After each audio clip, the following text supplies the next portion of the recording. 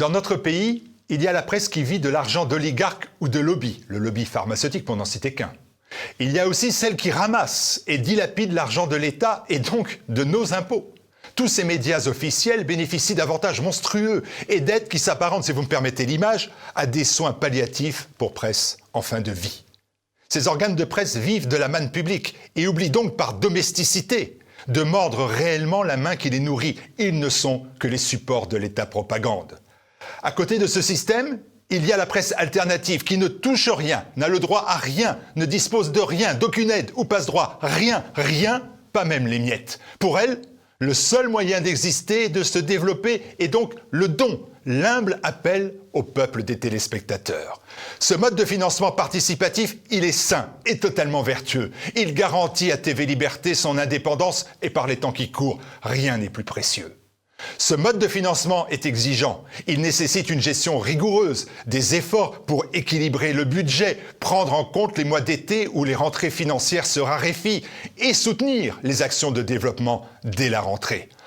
On ne va pas se mentir, nos objectifs ne sont toujours pas atteints au moment où je vous parle. Et c'est donc avec une certaine anxiété et une certaine gravité que nous faisons appel à votre générosité. Il nous manque, me dit-on, une centaine de donateurs à 100 € pour toucher au but. C'est pour cela que je vous demande, selon vos moyens bien sûr, de répondre à notre campagne de dons. Chaque mois, vous êtes dorénavant des millions à saisir le rôle, la mission de TV Liberté, lutter contre les idéologies mortelles qui prennent le nom de antispécisme, colonialisme, fondamentalisme, racialisme, sectarisme, intersectionnalité, lutter contre les dictates sanitaires par exemple, et les dictatures du nouvel ordre moral. L'œuvre est d'envergure, même si nous ne sommes pas les seuls à retrousser nos manches. Une chose est sûre et certaine, en avançant vers 2022, nous n'allons pas chômer. Devant ce vaste et ambitieux projet de déconfinement idéologique, êtes-vous à nos côtés? Si vous répondez à la question par un oui franc et massif, alors aidez-nous, car plus que jamais, à l'attaque pour que vive TV Liberté à votre seul service.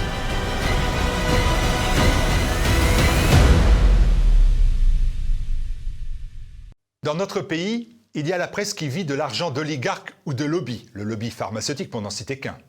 Il y a aussi celle qui ramasse et dilapide l'argent de l'État et donc de nos impôts. Tous ces médias officiels bénéficient d'avantages monstrueux et d'aides qui s'apparentent, si vous me permettez l'image, à des soins palliatifs pour presse en fin de vie. Ces organes de presse vivent de la manne publique et oublient donc par domesticité de mordre réellement la main qui les nourrit. Ils ne sont que les supports de l'État-propagande. À côté de ce système, il y a la presse alternative qui ne touche rien, n'a le droit à rien, ne dispose de rien, d'aucune aide ou passe-droit. Rien, pas même les miettes. Pour elle, le seul moyen d'exister et de se développer est donc le don, l'humble appel au peuple des téléspectateurs. Ce mode de financement participatif, il est sain et totalement vertueux. Il garantit à TV Liberté son indépendance et par les temps qui courent, rien n'est plus précieux. Ce mode de financement est exigeant. Il nécessite une gestion rigoureuse, des efforts pour équilibrer le budget, prendre en compte les mois d'été où les rentrées financières se raréfient et soutenir les actions de développement dès la rentrée.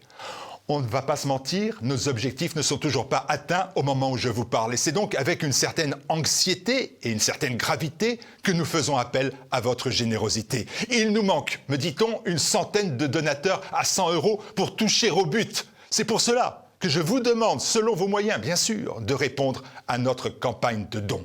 Chaque mois, vous êtes dorénavant des millions à saisir le rôle, la mission de TV Liberté, lutter contre les idéologies mortelles qui prennent le nom de antispécisme, colonialisme, fondamentalisme, racialisme, sectarisme, intersectionnalité, lutter contre les dictates sanitaires par exemple, et les dictatures du nouvel ordre moral. L'œuvre est d'envergure, même si nous ne sommes pas les seuls à retrousser nos manches. Une chose est sûre et certaine, en avançant vers 2022, nous n'allons pas chômer.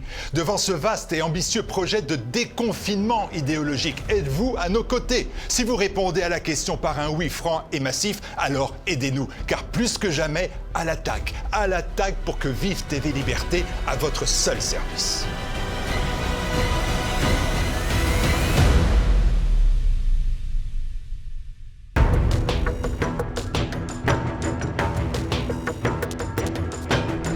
Bonjour Monseigneur. Bonjour. Merci de nous rejoindre. Vous êtes évêque auxiliaire du diocèse de Sainte-Marie d'Astana au Kazakhstan, la ville d'Astana ayant été rebaptisée il y a 2 ans Nour Sultan. Donc vous êtes évêque auxiliaire de ce diocèse. Pourriez-vous d'abord vous présenter un petit peu pour nos téléspectateurs? Quelle est votre histoire? Je suis évêque auxiliaire de maintenant Nour Sultan, la capitale du Kazakhstan. Je suis même né dans l'Asie centrale, en Kyrgyzstan, qui se trouve au sud du Kazakhstan, d'une famille allemande, des Allemands appelés des Mers Noires, qui ont vécu, mes ancêtres sont venus d'Alsace du siècle XIXe. Et puis, après la guerre, le Staline avait déporté tous les Allemands de la Russie pour des travaux forcés dans diverses parties de l'Union soviétique. Et mes parents étaient déportés à des montagnes d'Oural. C'était une situation très difficile, mais avec la grâce de Dieu, ils ont survécu cette période très dure, terrible. Et après, ils sont déplacés à Kyrgyzstan, en Asie centrale, et même pendant le temps de rural et Kazakhstan, nous sommes vécus dans l'église clandestine, avec des prêtres clandestins, d'une église même très vivante et dynamique. Même nous n'avons pas eu fréquemment les visites des prêtres, mais rarement. Mais en tout cas, nous avons eu une bonne vie religieuse dans la famille. Et les catholiques allemands ont transmis la foi catholique à des enfants. Et puis, nous avons eu des bons prêtres, des confesseurs, des martyrs. Et c'est marqué toute ma vie. Je suis très reconnaissant à le bon Dieu pour cette expérience de l'Église clandestine et d'une famille catholique qui a aussi souffert la persécution. Et puis, nous sommes émigrés de l'Union soviétique en Allemagne occidentale. Et je suis, après l'école allemande, entré dans la congrégation des chanoines réguliers de la Sainte-Croix en Autriche. Et puis, je suis été envoyé en Brésil pour des études, pour la mission. Et je suis été ordonné prêtre en Brésil, dans l'évêque saint, qui s'appelait Monseigneur Manuel Pestana, qui était mon professeur et mon évêque dans ce diocèse, et m'a marqué aussi pour toute ma vie l'exemple de cet saint évêque d'un temps difficile aussi au Brésil, au milieu de la théologie de la libération. Il a gardé l'intégrité de la foi catholique et de la vie catholique, de la dévotion, de la formation des prêtres selon la tradition de l'Église. Et puis, je suis été envoyé à Rome pour étudier, pour faire le doctorat de la patrologie, la science de père de l'Église. Et je suis vécu 10 ans à Rome, aussi comme membre du gouvernement général de ma congrégation, de mon ordre. Et maintenant, depuis 20 ans, je suis de nouveau en Asie centrale, où je suis né, d'abord comme prêtre, et depuis 15 ans comme évêque Avant, je suis été évêque auxiliaire du diocèse de Karaganda, qui se trouve au milieu du Kazakhstan, où était pendant le communisme un évêque clandestin, une église clandestine, très dynamique, en Karaganda. Et là, j'étais 5 ans comme évêque auxiliaire. Et maintenant, depuis 10 ans, je suis évêque auxiliaire de la capitale, de la archidiocèse de Sainte-Marie en Astana. Et aussi, je suis secrétaire général de la conférence épiscopale des évêques catholiques du Kazakhstan. Merci de cette présentation qui constitue la première partie de votre ouvrage d'entretien avec Diane Montagna, Christus Vincit, le triomphe du Christ sur les ténèbres de notre temps. Et alors vous racontez, ça m'a beaucoup frappé, arrivant de cette église du silence à l'âge de 12-13 ans, vous arrivez en Allemagne avec vos parents et vous découvrez qu'un certain nombre de changements sont intervenus dans l'Église dont vous n'aviez pas conscience quand vous étiez en Union soviétique. Qu'est-ce qui vous a frappé en découvrant l'Église d'Allemagne ? M'a frappé la manière de la célébration de la liturgie, que je ne connais pas cette forme. Nous avons eu la messe toujours en latin, et vers Dieu célébrée, la communion à genoux sur les lèvres. Et nos prêtres et confesseurs nous avaient éduqués à une dévotion, un respect très profond vers le Saint-Sacrement, la sacralité. Et la figure de prêtre était pour moi un homme de Dieu, toujours, dans l'église clandestine. Et donc, il m'a frappé la manière de la célébration de la messe, très superficielle, anthropocentrique, et surtout mes parents et mes frères et mes sœurs, et pour moi, était le choc plus grand, la communion sur la main. C'était pour nous incroyable. Et ma mère pleurait quand elle avait vu cette chose. Il nous disait, mes enfants, je ne peux pas comprendre comment on peut traiter notre Dieu de cette forme superficielle.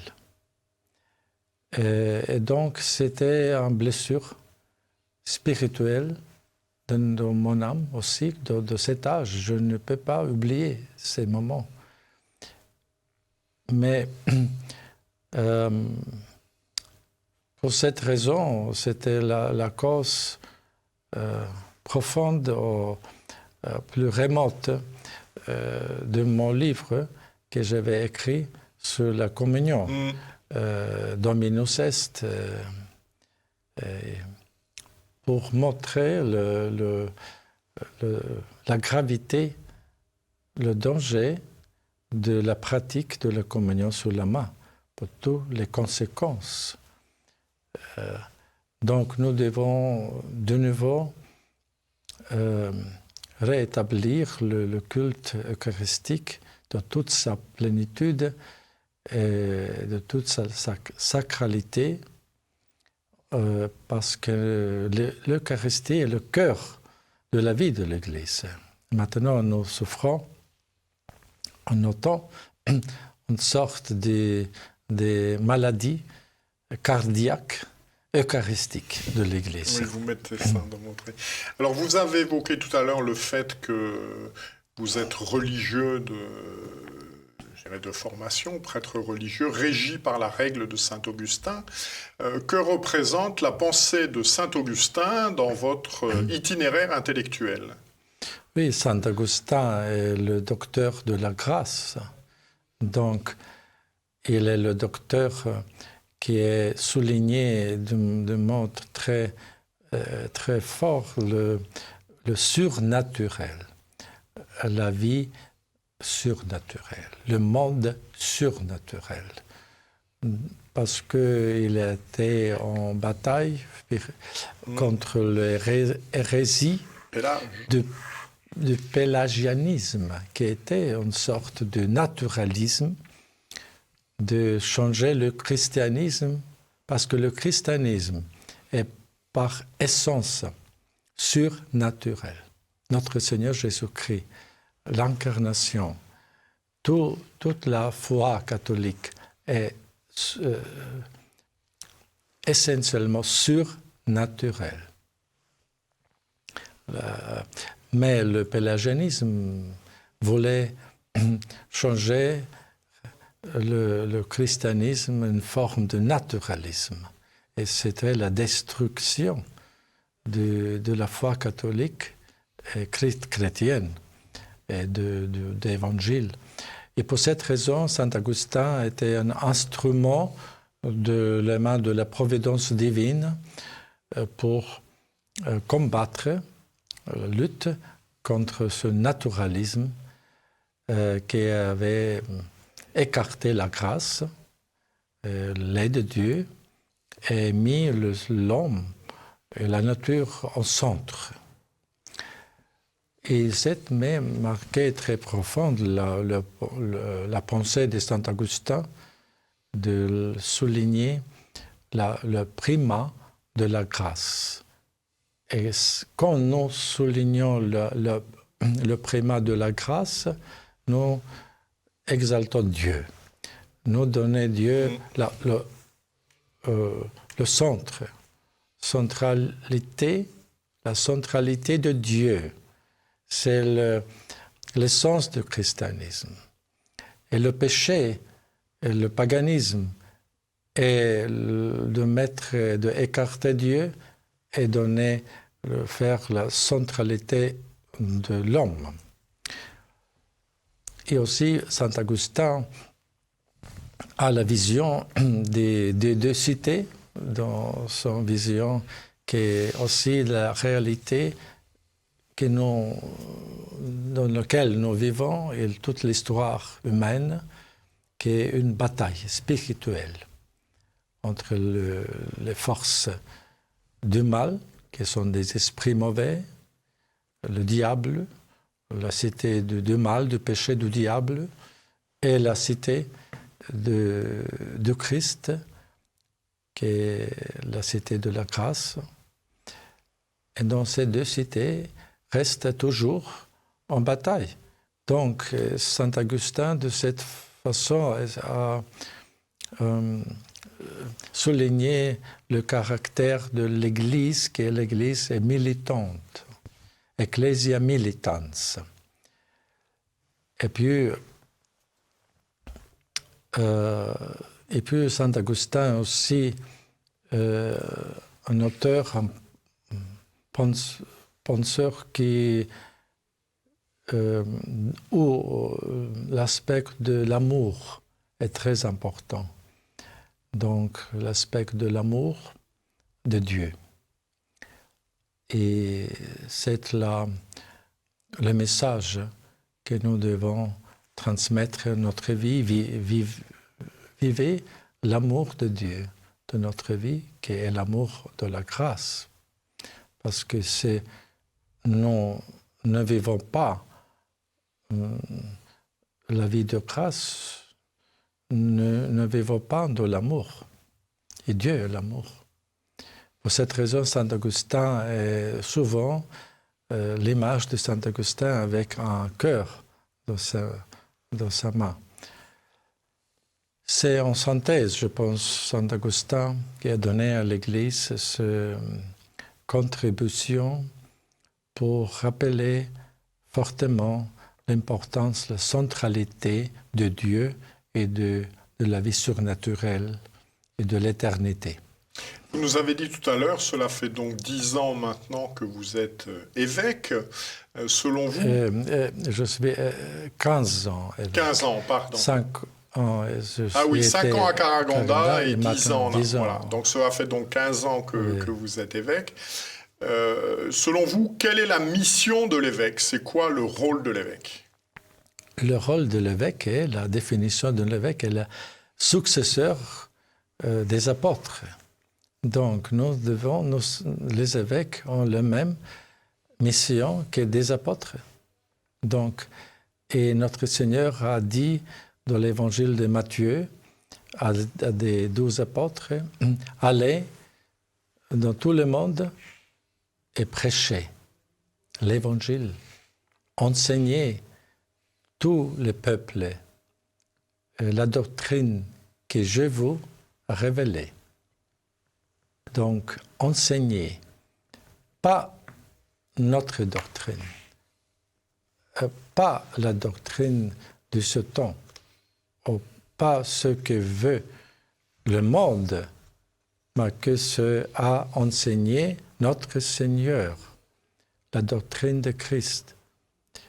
Et c'est là, avec toute la pureté et intégrité. C'est la mission des apôtres et des évêques. Donc, être docteur, enseigner de la foi catholique, divine, et aussi de la vie morale, parce que ça fait partie de la révélation de la doctrine de Christ, et baptiser, et administration des sacrements, du culte divin. C'est toute la mission surnaturelle, essentiellement. Jésus n'est pas dit « allez et soigner le corps ou la santé corporelle ou soigner l'écologie », mais enseigner les vérités éternelles pour le salut des âmes. Donc c'est notre mission des évêques, être successeurs des apôtres et toujours avoir devant notre yeux, des évêques, l'image et l'exemple des apôtres, qui étaient confesseurs et aussi martyrs. Donc, votre livre est sous-titré « Le triomphe du Christ sur les ténèbres de notre temps ». Quelles sont les ténèbres de notre temps ? Les ténèbres, l'essence de ténèbres de notre temps est que nous avons écarté Dieu du milieu de notre vie, de la société, et mis l'homme au centre. Mais sans Dieu, sans Christ, nous avons des ténèbres parce que Jésus a dit que je suis la lumière du monde, l'unique lumière du monde. Et donc, si nous écartons Christ de la société, ou diminuer la présence de la lumière de la grâce de Christ, donc les ténèbres augmentent. Automatiquement, les ténèbres, quand l'homme se met en centre au lieu de Dieu, au lieu de Christ, il devient davantage plus dans les ténèbres. Et c'est la racine plus profonde.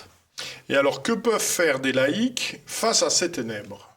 Face à ces ténèbres, nous devons mettre la lumière de Christ, de la grâce, de la doctrine catholique, proclamer selon nos possibilités comme laïcs dans nos milieux où nous vivons, dans la vie professionnelle, mais d'abord de la famille.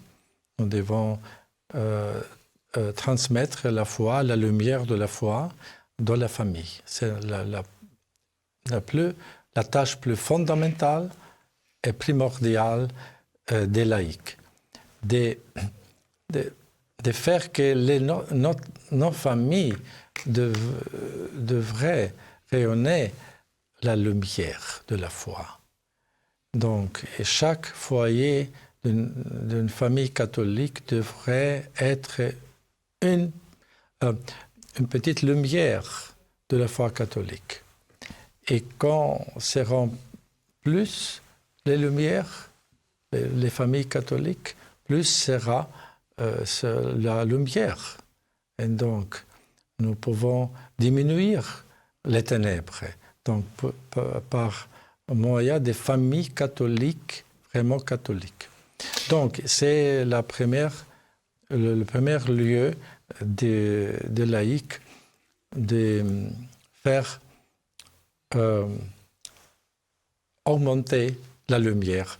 Et l'autre possibilité est de voir, de transmettre la foi, la conviction de la foi, notre vie chrétienne, l'exemple, le témoignage, dans la vie des professions où nous travaillons, dans les universités, pour les jeunes gens, des outils étudiants. Et puis aussi, nous devons être des apologètes aussi, de développer une apologétique chrétienne comme signe d'amour au prochain, d'apporter à des ignorants de la lumière bienheureuse de la foi catholique. C'est une forme d'amour au prochain. Alors, vous consacrez plusieurs pages aux apparitions de Fatima, que nous disent pour notre temps, un siècle après qu'elles sont survenues, les apparitions de Fatima. Oui, les apparitions de Fatima nous disent d'abord les apparitions de l'ange qui nous a parlé sur l'importance de l'Eucharistie. Et donc, spécifiquement, l'importance de la réparation pour les sacrilèges et outrages de Saint-Sacrement. Donc, c'est un message, je considère aussi important de Fatima, de faire réparation eucharistique et de ne pas continuer cette façon de désacralisation de l'Eucharistie, de la vie de l'Église, spécialement pour la pratique de la communion de la main, que nous savons tous que c'est perte des parcelles, des petites parties de l'hostie consacrée, mais c'est une chose très grave. Et nous devons fermer cette chose. L'ange de Fatima a dit que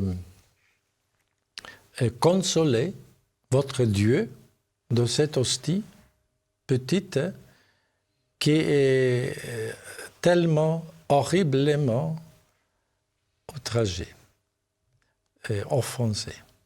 Donc, c'est le message de l'Eucharistie, la réparation eucharistique, et puis sur le message de la dévotion du cœur immaculé de Marie, parce que Notre-Dame a dit que le bon Dieu veut donner à l'humanité aujourd'hui un moyen efficace, spirituel, par moyen de la dévotion du cœur immaculé.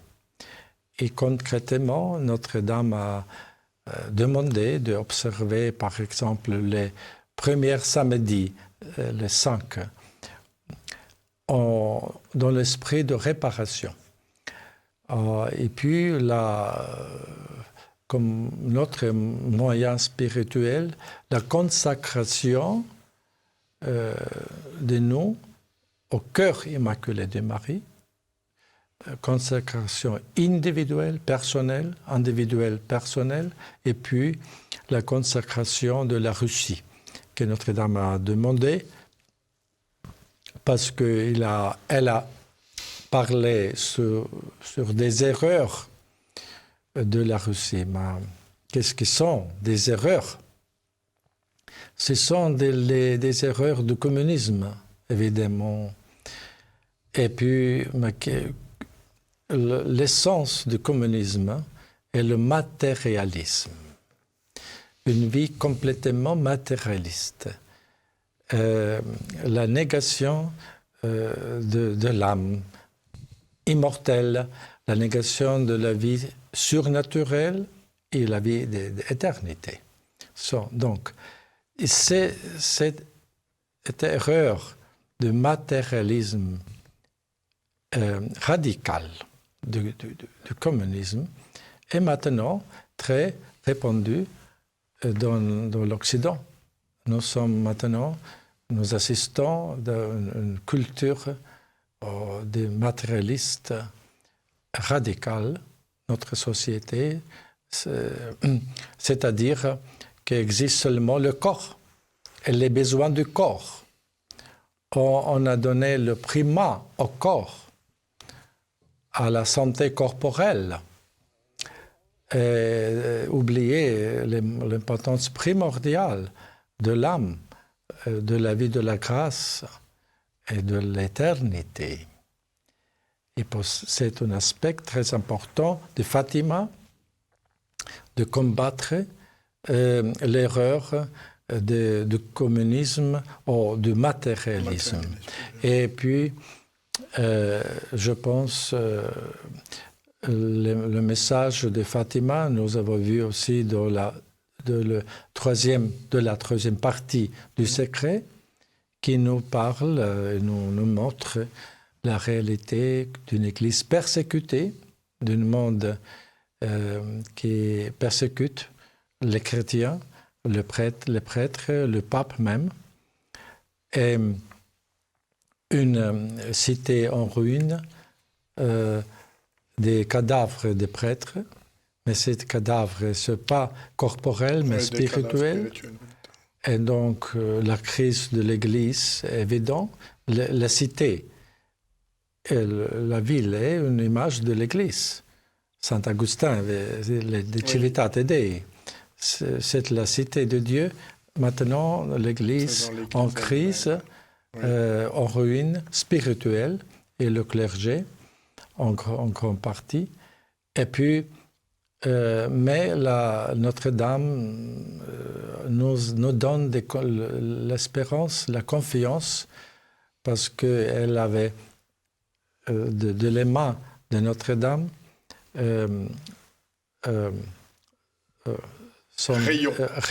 rayons de lumière. Et ce sont des lumières qui triomphent sur les ténèbres de notre temps. Et elle nous avait promis, Notre-Dame, notre mère, l'assurance que son cœur immaculé triomphera aussi sur les ténèbres de notre temps.